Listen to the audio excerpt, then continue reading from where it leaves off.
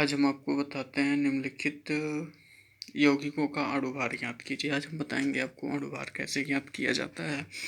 अणुभार ज्ञात करने के लिए हम इस साइड में कुछ क्वेश्चंस रखे हैं, जैसे HCl है, H2SO4 है, नाइट्रिक एसिड है, H2O है, ZnSO4 है, K2Cr2O7 है, CaCO3 है, MgOH है और KNO3 है, PbSO4 है। जो इसमें हमारा PbSO4 का नाम जो है वो हमारा लेड सल्फेट है, CuSO4 है, NaOH है, Na2CO3 है। ये हमारे कुछ क्वेश्चन है। इस क्वेश्चन में से हम आपको कुछ उदाहरण बताते हैं। आइए, हमारा जो एग्जाम्पल है ये हमारा यहाँ पे दिया हुआ है। पहला क्वेश्चन हमने लिखा है HNO3 नाइट्रिक एसिड, यानी कि नाइट्रिक एसिड का हमको अणुभार ज्ञात करना है। तो अणुभार ज्ञात करने के लिए हमको सबसे पहले एक चीज ये क्लियर होना चाहिए कि जो जिस यौगिक का हमें अणुभार ज्ञात करना है, जिस यौगिक का हमें अणुभार ज्ञात करना है उसमें प्रत्येक तत्व का परमाणु भार आपको पता होना चाहिए। प्रत्येक तत्वों का परमाणु भार आपको पता होना चाहिए। तो सबसे पहले हम यहाँ पे हमारे पास इसमें हाइड्रोजन है, नाइट्रोजन है और ऑक्सीजन है। ऑक्सीजन के 3 मोल हैं, नाइट्रोजन का एक मोल है और हाइड्रोजन के 1 मोल है। तो हाइड्रोजन का एटॉमिक नंबर 1 होता है और वेट भी इसका कितना होता है, वो 1 ही होता है। एटॉमिक नंबर भी 1 होता है, वेट कितना होता है, 1 होता है। नाइट्रोजन का एटॉमिक नंबर 7 होता है, वेट कितना होता है, 14 होता है। और ऑक्सीजन का एटॉमिक नंबर जो होता है वो 8 होता है, एटॉमिक वेट 16 होता है। तो 16 इंटू ऑक्सीजन कितना है, 3। यहाँ ऑक्सीजन के कितने मालिक्यूल हैं, वो 3 मालिक्यूल हैं। तो ऑक्सीजन के जब 3 मालिक्यूल है तो यहाँ पे हम 16 गुणा 3 लिख सकते हैं।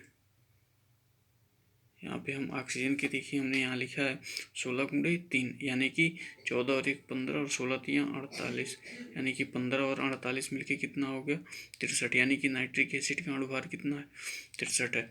नेक्स्ट क्वेश्चन पे हम आते हैं। ये है हमारा ZnSO4 यानी कि जिंक सल्फेट। जिंक सल्फेट को हमने यहाँ पे सॉल्व किया है। तो इसमें हमारा यही है कि जिंक का जो एटॉमिक नंबर होता है वो 30 होता है और वेट जो होता है वो कितना होता है, 65 होता है। तो जिंक का एटॉमिक वेट कितना है, 65, यानी कि परमाणु भार जिंक का 65 होता है। सल्फर का परमाणु क्रमांक 16 होता है, परमाणु भार 32 होता है। तो सल्फर का 1 मालिक्यूल है तो हमने 1 मालिक्यूल के लिए यहाँ पे 32 लिख लिए हैं। प्लस ऑक्सीजन है तो ऑक्सीजन का कितना होता है, 16 होता है। तो 16 गुणा 4 कर लेते हैं, यानी कि 16 चौके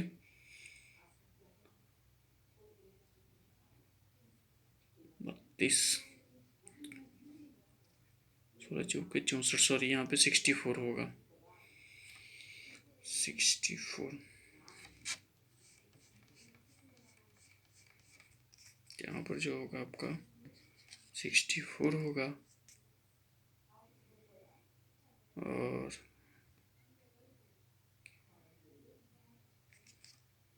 यहाँ पे हमारा हो जाएगा 1 और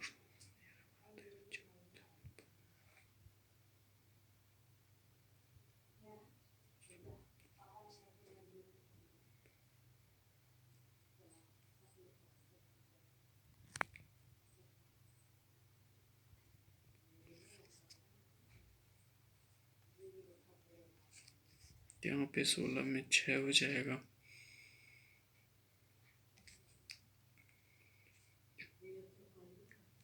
सोलह 161, यानी कि हमारा ZnSO4 का हमारा कितना हो गया, जिंक का जो एटॉमिक वेट होता है वो 65 होता है, सल्फर का 32 होता है, ऑक्सीजन का 16 और गुणे 4, यानी कि 4 हमने इसलिए किया कि यहाँ पे हमारे पास ऑक्सीजन कितना है, 4 है। तो इसलिए हमने यहाँ पे कितना किया, 16 गुणे 4, अर्थात 65 और 32 मिलके 97, 65 और 32 मिलके 97 और 16 चौके 64, यानी कि 97 प्लस 64 बराबर 161। ये हमारा किसका अणुभार है, ZnSO4 यानी कि जिंक सल्फेट का अणुभार हमारा कितना हो गया, 161।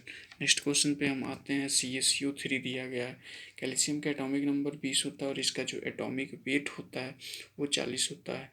इसका मतलब कि 40 हो गया, प्लस कार्बन का कितना होता है, 12 होता है। कार्बन का कितना होता है, 12 होता है। प्लस ऑक्सीजन का आपको पता है कि 16 होता है, 3 ऑक्सीजन है तो 16 गुणे 3 अर्थात 16 3 48 हो गया। 40 और 12 मिल के 52 हो गया, 52 और 48 कितना हो गया, 100 हो गया। क्लियर है। तो इस साइड में आपको जितने अणुभार के क्वेश्चन दिए गए हैं, इसमें आपको जितने भी अणुभार के क्वेश्चन दिए गए हैं वो सारे क्वेश्चंस आपको हल करने हैं। और इसके पहले वाले वीडियो में जो हमने इलेक्ट्रॉनों की संख्या ज्ञात करने के लिए दिया था, उसमें भी जितने क्वेश्चन दिए गए हैं उन सारे क्वेश्चन आपको क्या करने हैं, हल करने हैं।